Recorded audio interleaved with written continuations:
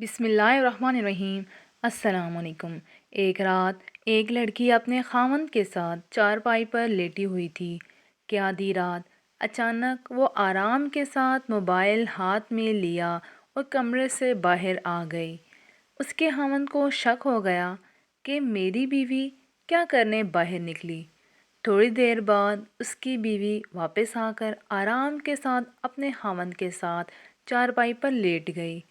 دوسری رات اس کے خاوند نے اپنا سم کارڈ نکال کر اس کے موبائل میں ڈال دیا اور بیوی کا سم کارڈ اپنے موبائل میں ڈالا۔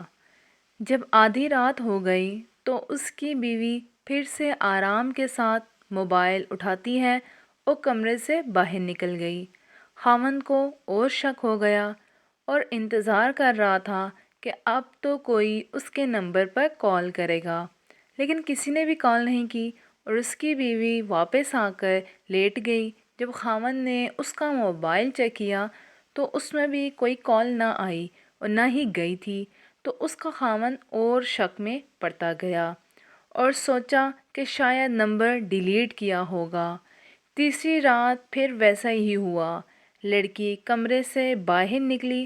5 منٹ بعد اس کا خاوند بھی چھپ چھپ کے اس کے پیچھے گیا اور وہاں ایک سائڈ میں جا کے بیٹھ گیا دیکھنے کے لیے کہ اس کی بیوی آخر کیا کرتی ہے۔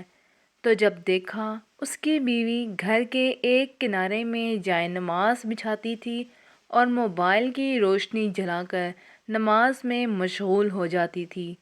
جب سلام پھیرا تو دعا کی کہ یا اللہ، اگر میری عمر خاوند کی عمر سے زیادہ ہو تو میری آدھی عمر میرے خاوند کو دے دو۔